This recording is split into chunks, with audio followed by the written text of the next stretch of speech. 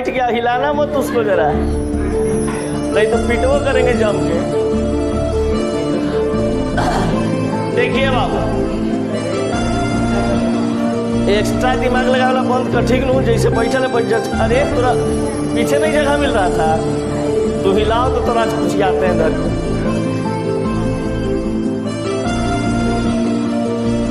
Inorganic chemistry का जो chapter आपके पास चल रहा है, इसमें बताया जा रहा है आपके पास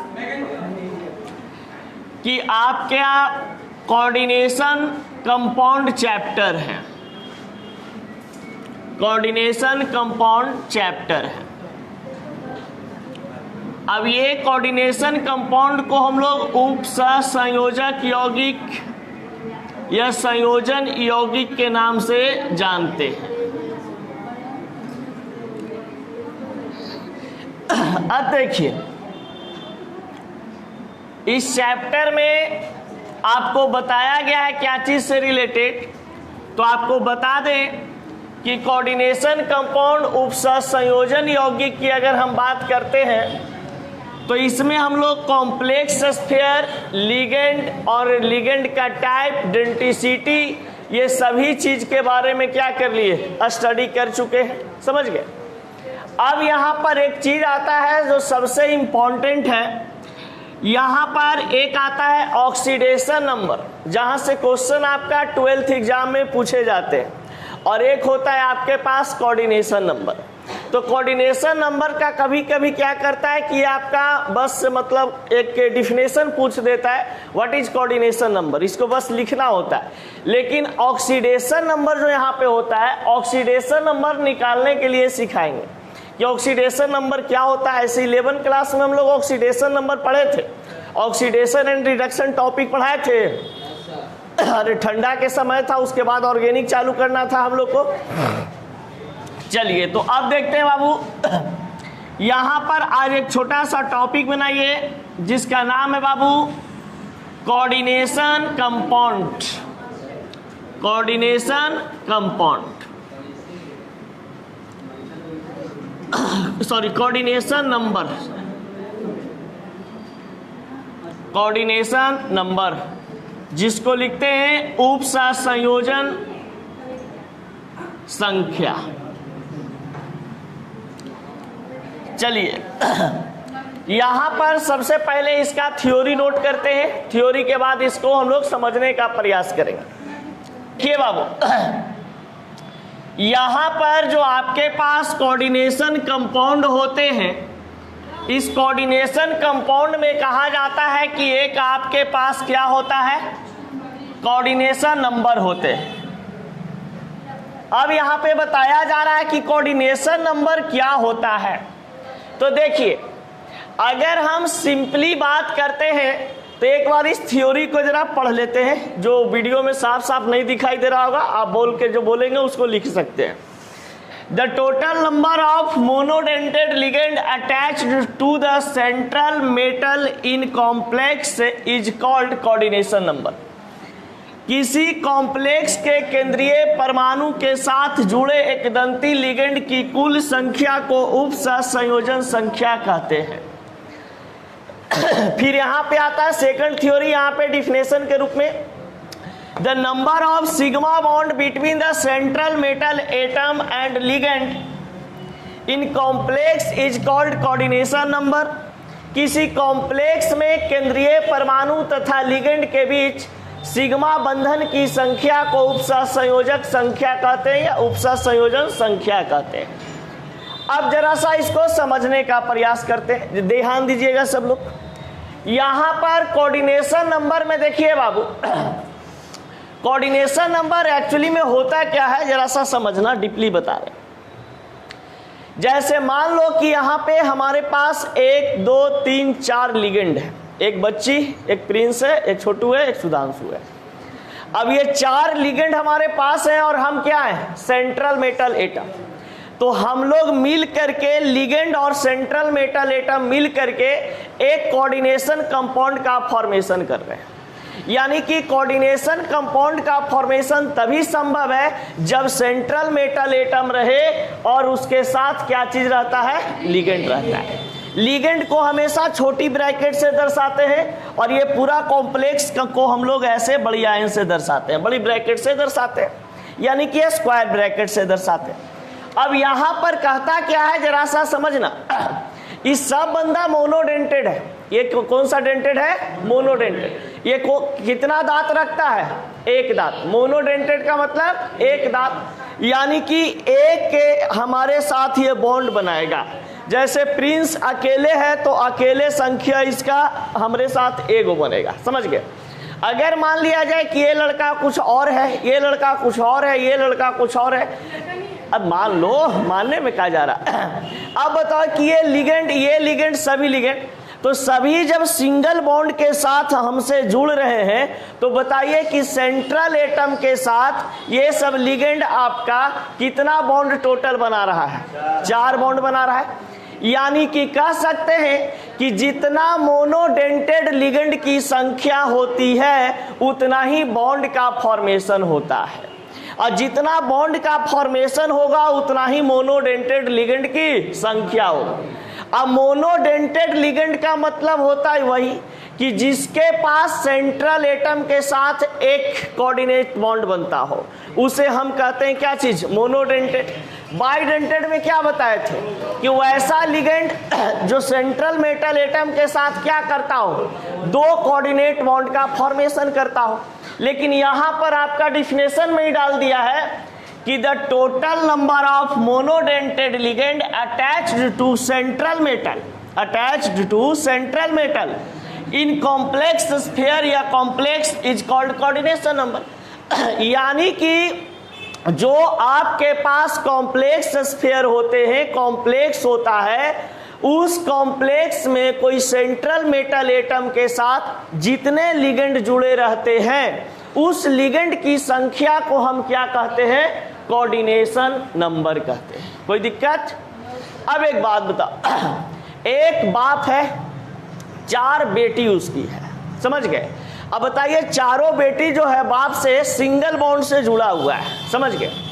अब बताइएगा कि उसके पास कितना कोऑर्डिनेट बॉन्ड होंगे, 4, यानी 4 कोऑर्डिनेट बॉन्ड होगा तो हम कहेंगे बाबू कि उस कंपाउंड में कोऑर्डिनेशन नंबर की संख्या कितना हो जाएगी, 4। कोई दिक्कत?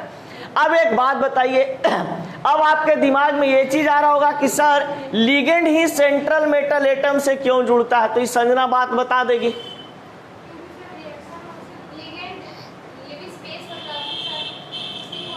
हाँ, अब देखिए कहना उसका सही है, किसी भी कॉम्प्लेक्स स्फीयर में बाबू सेंट्रल मेटल एटम होता है और जो लिगेंड होते हैं, तो लिगेंड एक कमजोर प्राणी होता है और सेंट्रल मेटल एटम क्या होता है, हैवी प्राणी होता है, समझ गए। अब इसका डर से ही क्या करता है, अपना इलेक्ट्रॉन को त्याग करता है और हमारे पास इलेक्ट्रॉन को क्या कर देता है, छोड़ देता है। हम इलेक्ट्रॉन को एक्सेप्ट कर लेते हैं और ये बंदा इलेक्ट्रॉन को क्या कर दिया, लूज कर दिया।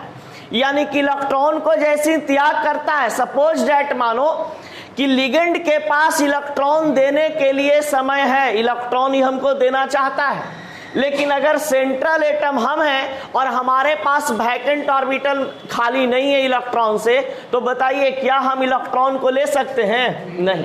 यानी कि जब बंदा इलेक्ट्रॉन देने वाला होगा तो हमारे पास भी इलेक्ट्रॉन लेने का जगह होना चाहिए सेंट्रल मेटल एटम के पास। लेकिन अगर ऐसा नहीं होता है तो ये बॉन्ड का फॉर्मेशन नहीं करेगा। लेकिन मैक्सिमम वे में देखा गया है कि आपका लिगेंड जो होता है जब इसको इलेक्ट्रॉन देता है तो ये ना नहीं कहता है, समझ गए। यानी कि 1 नंबर के ही खड़ूस आदमी है, कुछो दो ही कहेगा हमरा दे दे, समझ गए। यानी कि सेंट्रल मेटल एटम लिगेंड जो हमारे पास है ये वाला बंदा से इलेक्ट्रॉन ले लेता है। अब देखिए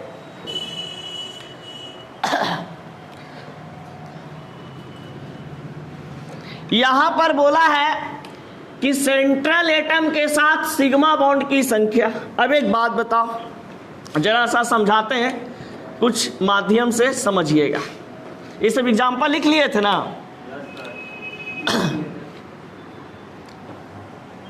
देखो बाबू, यहां पर बोला है मोनोडेंटेड लिगेंड। अब ये मोनोडेंटेड लिगेंड बताइए कि हमारे पास कितना कोऑर्डिनेट बॉन्ड का निर्माण करेगा? 1 कोऑर्डिनेट बॉन्ड का निर्माण करेगा। यानी कि जब मोनोडेंटेड लिगेंड आपके पास रहते हैं यानी 1 कोऑर्डिनेट बॉन्ड का फॉर्मेशन करता है तो कह दिया जाता है एकदम आराम से कि कोऑर्डिनेशन नंबर बराबर आपका यहां पर हो जाता है number of ligand. Number of ligand यानी कि जितने कोऑर्डिनेशन कंपाउंड में लिगेंड की संख्या होती है, मोनोडेंटेड लिगेंड की संख्या होती है, उसको हम कह देते हैं क्या चीज? कोऑर्डिनेशन। अब जरा सा देखना यहां पे एग्जाम्पल में आपके पास दिया हुआ है बाबू, जैसे मान लो NiCO4। अब NiCO4 में ये वाला जो Ni है, ये वाला बंदा क्या है? Central metal atom. और ये वाला बंदा क्या है? लिगेंड। अब बताइए कि ये वाला बंदा क्या है? Number of ligand. Number of ligand 4। अब बताइए कि कोऑर्डिनेशन नंबर में हमें ये पहचानना होता है सबसे पहली बात कि ये लिगेंड है भैया जो किस कैटेगरी से बिलोंग करता है। तो लिगेंड ये वाला लिखवाए थे आप लोग को कल कि ये मोनोडेंटेड लिगेंड होता है। और जब मोनोडेंटेड लिगेंड होता है और इस कंपाउंड में कोऑर्डिनेशन नंबर हमें निकालना होता है तो कोऑर्डिनेशन नंबर बराबर क्या फार्मूला होता है? Number of ligand. तो नंबर ऑफ लिगेंड यहां पर कितना आपका हो जाएगा? 4। यानी कि इसमें टोटल आपका लिगेंड की संख्या 4, यानी कि कोऑर्डिनेशन नंबर 4। कोई दिक्कत? अब देखो, अगर हम NiCO4 को स्ट्रक्चर बनाते हैं, ये बंदा हमारे पास CO। अब देखिएगा यहां पर कि ये हमारा सेंट्रल मेटल एटम है और ये वाला हमारा क्या चीज है? लिगेंड। बताइए कि इसमें इलेक्ट्रॉन कौन देगा, किसको देगा? इलेक्ट्रॉन हमेशा लिगेंड देता है, किसको? Central metal atom. जब ये 2 इलेक्ट्रॉन देगा इस बंदा को तो यहां पर ये मिल करके बना देगा, दोनों इलेक्ट्रॉन इसी का रहेगा। लेकिन ये वाला कहेगा कि इस बॉन्ड पे इस ये जो बॉन्ड बनेगा इस पे अधिकार मेरा भी रहेगा और अधिकार तेरा भी रहेगा। अब बताइए कि ये वाला इलेक्ट्रॉन इसको भी देगा, ये इलेक्ट्रॉन इसको देगा, ये इलेक्ट्रॉन इसको देगा। यानी कि 2 इलेक्ट्रॉन यहां से ये बंदा ही देता है, लिगेंड देता है। लेकिन अब यहां पर बताया जा रहा है ये चीज कि हमारे पास बताइए कि जितना सेंट्रल मेटल एटम के साथ जितना लिगेंड की संख्या जुड़ा हुआ रहता है, उस लिगेंड की संख्या को हम क्या कहते हैं? कोऑर्डिनेट बॉन्ड या फिर कोऑर्डिनेशन नंबर। तो टोटल कोऑर्डिनेट बॉन्ड के बराबर बाबू आपका कोऑर्डिनेशन नंबर होता है। कोई दिक्कत? कोई दिक्कत नहीं ना? चलिए जरा सा इसको नोट कीजिएगा।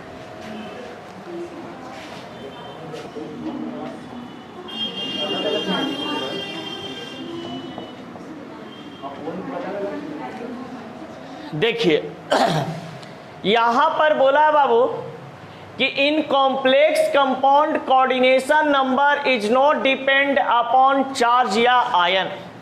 यानी कि जो हमारे पास कॉम्प्लेक्स कंपाउंड होते हैं और इस कॉम्प्लेक्स पर यदि कोई प्लस साइन दिया हुआ हो या माइनस साइन दिया हुआ हो तो ये एक प्रकार से यहां पर आयन के रूप में दर्शाता है। अब जब ये आयन के रूप में दर्शाता है यानी कि कॉम्प्लेक्स स्फीयर पर यहां पर ये चार्ज प्रेजेंट होते हैं, तो इस चार्ज पर हमारा कोऑर्डिनेशन नंबर डिपेंड नहीं करता है। कोऑर्डिनेशन नंबर हमारा इस पर डिपेंड नहीं करता।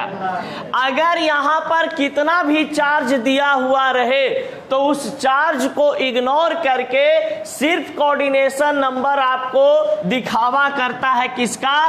तो नंबर ऑफ मोनोडेंटेड लिगेंड को, नंबर ऑफ मोनोडेंटेड लिगेंड को। अब जब यहां पे आपके पास दिया हुआ है कि एक दंती लिगेंड की संख्या, एक दंती लिगेंड की संख्या। अब यहां पर अगर मान लिया जाए कि अगर इस तरीका से कुछ चार्ज वाला एग्जाम्पल आपको हम दिए थे अभी कुछ देर पहले, देखिए जैसे यहां पे बाबू लिखा हुआ था आपके पास PtCl6 और यहां पे आपके पास -2 लगा दिया गया है। तो बताइए कि इस कॉम्प्लेक्स स्फीयर में आपका -2 चार्ज है, तो बताइए कि इसका कोऑर्डिनेशन नंबर क्या चेंज हो जाएगा? नहीं ना, क्योंकि अभी जस्ट बताया गया है कि उप सहसंयोजक यौगिक में हमारा जो चार्ज दिया हुआ रहता है इससे कुछ बिगड़ने वाला इसको नहीं होता है। यानी कहने का मतलब कि इसमें बताइए कि मोनोडेंटेड लिगेंड क्लोरीन की संख्या कितना है? 6। तो हमारा कोऑर्डिनेशन नंबर कितना हो जाएगा? 6। कोई दिक्कत? अब जैसे यहां पर देखो FeN होल थ्राइस और यहां पर +3 चार्ज लगा दिया गया है। तो बताइए कि चार्ज के माध्यम से हमारा कोऑर्डिनेशन नंबर पे कोई इफेक्ट पड़ेगा? नहीं। कभी ऐसा देखे हो कि बाप के पास पैसा नहीं रहता है लेकिन बाप से पैसा मांगो तो कभी वो कहता है कि पैसा हमारा पास नहीं है, टाइम लेता है कि ठीक है कल दे देंगे, परसों दे देंगे, ऐसा होता होगा, लेकिन ये नहीं कहता है कि हम तुमको नहीं देंगे। वही बात यहाँ पर है। ये कॉम्प्लेक्स, इसमें कहा जाता है कि पूरा चार्ज अवेलेबल है, बेचारा पूरा प्रेशर में है, लेकिन उसका बेटा बेटी अगर पैसा मांगता है तो ये नहीं कहता है कि तुमको हम पैसा नहीं देंगे, जो करना है कर ले। समझ गया? वहां पे कहता है कि 1 दिन बाद ले लेना, 2 दिन बाद ले लेना, अभी जरा सा कुछ समस्या है तो उसको निपटा देते हैं, उसके बाद तुमको देंगे।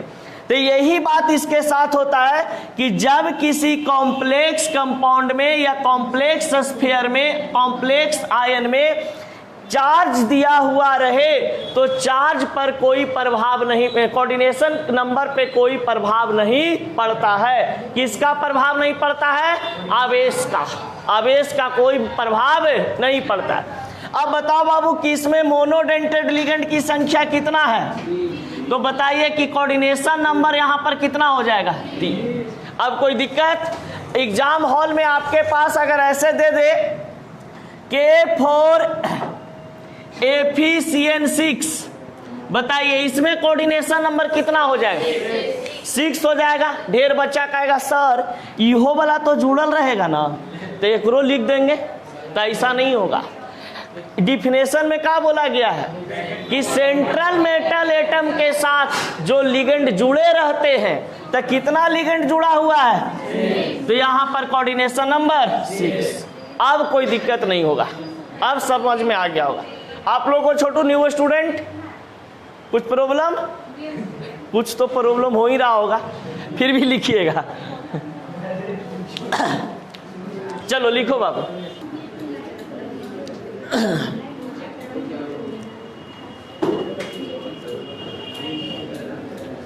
चलिए मेरे प्यारे भाई एवं बहनों, कृपया ध्यान दें, बहुत अच्छा टॉपिक अभी चालू करने वाले हैं जिसका नाम है ऑक्सीडेशन नंबर। चलिए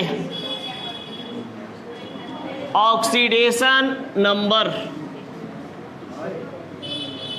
जिसको हिंदी में क्या बोलते हैं? ऑक्सीकरण संख्या। चलिए यात्रीगण हल्ला मत करिए। देखिए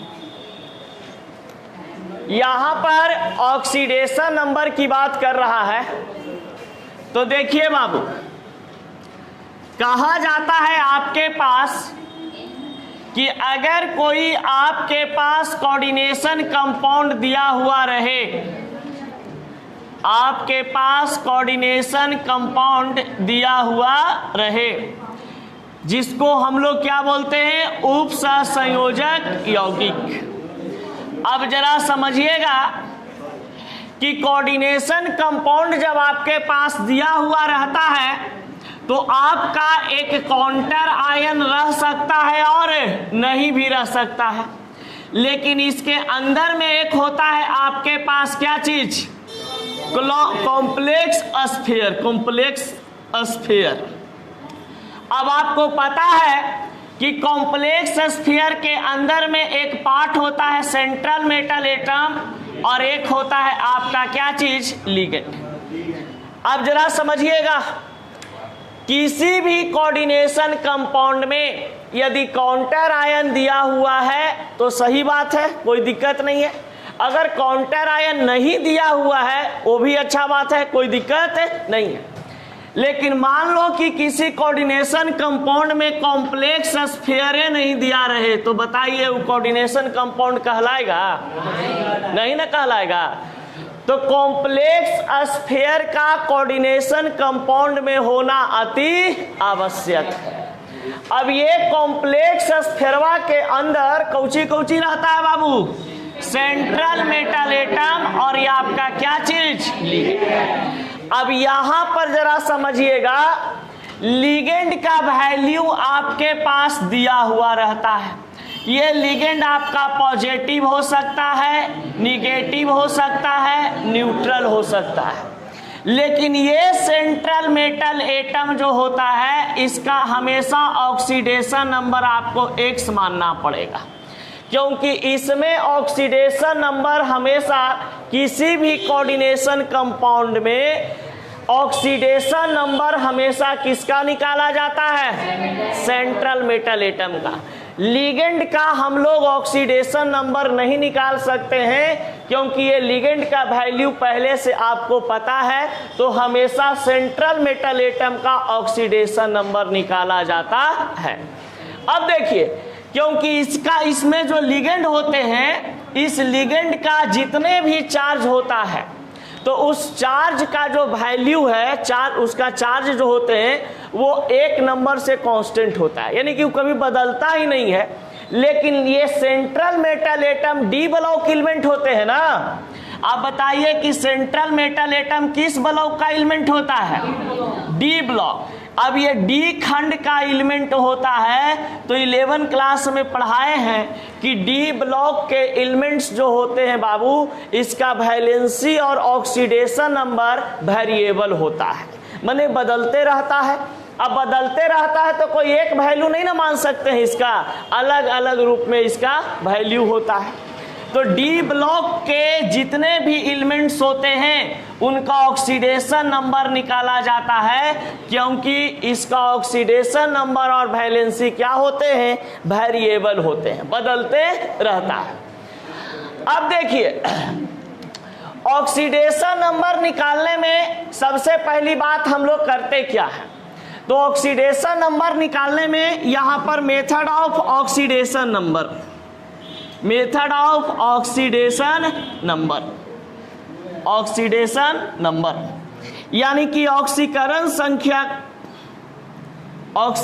संख्या निकालने का विधि, निकालने का विधि।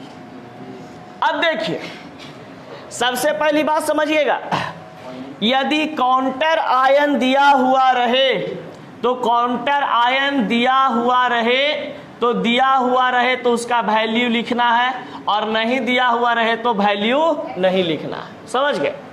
इसके बाद आते हैं सेकंड स्टेप पे आपका, कि लिगेंड का वैल्यू लिख देना है, और लिगेंड का वैल्यू के बाद यहाँ पर नंबर ऑफ लिगेंड को मल्टीप्लाई कर दिया जाता है। उसके बाद सेंट्रल एटम को हमेशा X मान लिया जाता है, और कोई भी कोऑर्डिनेशन कंपाउंड जो होते हैं वो कोई भी कोऑर्डिनेशन कंपाउंड को हम जीरो मानते हैं। कोई भी कोऑर्डिनेशन कंपाउंड को क्या माना जाता है? जीरो। अब बताओ, कोई भी कोऑर्डिनेशन कंपाउंड जीरो इसलिए होता है क्योंकि पहले भी बताए थे कि संसार में जितने भी कपल होते हैं, कपल क्या होता है? प्लस माइनस होता है। जैसे जनरल कपल की बात करते हैं तो जनरल कपल में मान लो बाबू कि एगो H है, एगो Cl है, ठीक है, मतलब एगो औरत है, एगो मर्दाना है। समझ गए? अब बताइए कि इसकी जो औरतिया है -1 रुपया बेचारी खर्चा कर रही है, तो इसका मर्दवा को कितना कमाना पड़ेगा? +1 रुपया, तब ना घर कट के कितना के रूप में रह जाएगा 0। अगर मान लो कि बेचारी ये -1 रुपया खर्चा कर रही है और ये बेचारा है जो लोलवा 1 रुपया नहीं कमा रहा है, तो बताइए इसका औरतिया कर्जा में न चलती जाएगी जी, समझ गए। तो इतना करना पड़ता है कि जैसे मान लो कि हमर मेहरारू है 1 रुपया खर्चा कर रही है -1 रुपया, तो हमको कितना रुपया कम से कम कमाना होगा +1 रुपया। अगर उतना भी हम नहीं कमाएंगे तो फिर समझ रहे हो ना, बहुत दिक्कत की बात है। तो कोऑर्डिनेशन कंपाउंड भी क्या होता है, हमेशा 0 के बराबर होता है। जितने भी कोऑर्डिनेशन कंपाउंड होते हैं वो कोऑर्डिनेशन कंपाउंड का वैल्यू हमेशा क्या होता है 0। कोऑर्डिनेशन कंपाउंड का वैल्यू कितना 0। कैसे? हाँ, क्योंकि जितना लिगेंड पैसा खर्चा करेगी उतना बेचारा सेंट्रल मेटल एटम को कमाना पड़ेगा, और नहीं कमाएगा तो मार के धूक देगी, समझ गए ना। यही चलते बाबू ब्याह शादी करने से पहले जितना लइकन है सब बढ़िया से अपन अपन पैर पे खड़ा हो जाए, ना तो धर के मेहरारू आएगी मुंह और लोला सब पूछ देगी। चलिए इसको जरा फ्रेश से उतारिए, तो इसके बाद थ्योरी पर आते हैं। जो लइकन कहता है कि 11 पढ़ने से क्या फ़ायदा है, अब पता चल रहा है 11 पढ़ने से क्या फ़ायदा है। 11 जो ऑक्सीडेशन नंबर सिखाए थे, बस यहाँ पे उसी का एप्लीकेशन कुछ हार्ड रूप में रहता है। और बहुत सारा बच्चा कहता है first year is the rest year, काला टेंशन ले जाए, समझ गया। तो second year is the labour year हो जाता है, समझ गया। मेहनत करते रहो बेटा पूरा धूप के। इसीलिए अब देखिए पढ़ाई करने का जो एज है ना, यही माना जाता है आपका कि पढ़ लीजिए 2 साल, किसी भी फील्ड का तैयारी करना हो 2 साल तैयारी कर लीजिए। उसके बाद आपके पास मौका नहीं है कि आप पढ़ पाइएगा। 12th के बाद कितना ऐसा बच्चा होता है जो ढंग से पढ़ता है, बहुत कम ऐसा बच्चा होता है जो 12th के बाद ढंग से पढ़ता है। और जो ढंग से 2 साल मेहनत कर लिया उसको सरकारी नौकरी लग जाता है, बढ़िया अच्छा जगह पर सफलता मिल जाता है। यानी कि ऑक्सीडेशन नंबर। अब ऑक्सीडेशन नंबर जो बोला है बाबू, ये कहता है कि ऑक्सीडेशन नंबर कोऑर्डिनेशन कंपाउंड में हमेशा किसका निकाला जाता है। देखा जरा सब लड़के सेंट्रल मेटल एटम ना, तब यही चीज को बताया है the net charge of a complex ion is equal to the sum of the charges on the central metal atom and its surrounding ligands. इसका मतलब कि किसी संकुल आयन का नेट आवेश उसके केंद्रीय परमाणु तथा उसके चारों ओर उपस्थित लिगेंड पर के आवेश के योग के बराबर होता है। अब समझना गौर से दुनिया वालों, कहता है कि कोऑर्डिनेशन कंपाउंड में सेंट्रल मेटल एटम पर ऑक्सीडेशन नंबर उतना के बराबर होगा जितना लिगेंड का मान होगा। अगर लिगेंड का मान -4 होता है तो सेंट्रल एटम का वैल्यू कितना हो जाएगा +4 हो जाएगा। अगर लिगेंड का मान लिया जाए पूरा लिगेंड का जो चारों तरफ जो सेंट्रल मेटल एटम से जुड़े हुए लिगेंड थे उस सभी लिगेंड का वैल्यू अगर मान लिया जाए -6 आ जाए तो यहाँ पर आपके पास क्या चीज हो सकता है +6।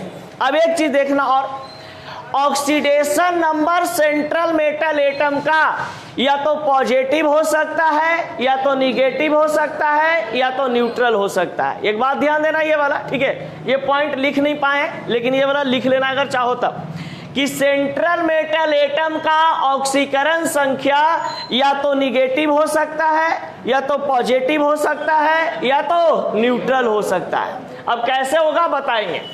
It represent actual charge on central metal atom in complex sphere। Oxidation number जो होता है ये किसी कोऑर्डिनेशन कंपाउंड यानी कॉम्प्लेक्स स्फीयर के अंदर जो वास्तविक चार्ज होता है, वास्तविक आवेश होता है, उसको ये ऑक्सीडेशन नंबर दर्शाता है। अब कहा जाता है कि it is denoted by oxidation O.N, यानी कि ऑक्सीडेशन नंबर को हम किससे सूचित करते हैं O.N से। अब देखिए ऑक्सीडेशन नंबर पर एक चीज और बता देते हैं कि ऑक्सीडेशन नंबर जो होता है उस पर चार्ज का प्रभाव पड़ता है, चार्ज का प्रभाव पड़ता है। जितना चार्ज लिखा हुआ रहता है कंपाउंड को उतना चार्ज के बराबर मान लिया जाता है। जैसे समझना है यहां पे बता रहे,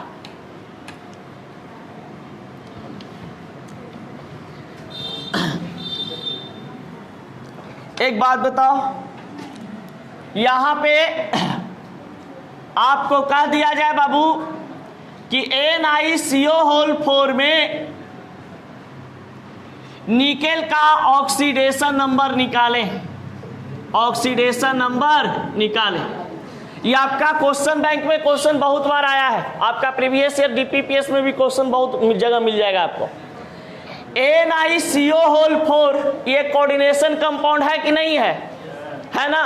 तो कोऑर्डिनेशन कंपाउंड है तो बताइए कि NiCO4 इसके ऊपर में कोई चार्ज लगा हुआ है, इसका मतलब कि इसका वैल्यू कितना, अगर सपोज डैट मान लो कि यहाँ पर 2 लगाते तो इस कोऑर्डिनेशन कंपाउंड का पूरा वैल्यू कितना हो जाता है, अगर यहाँ पर -6 रहता तो कोऑर्डिनेशन कंपाउंड का पूरा वैल्यू माइनस, लेकिन यहाँ पर कुछ नहीं दिया हुआ, इसका मतलब इसका वैल्यू क्या है, 0।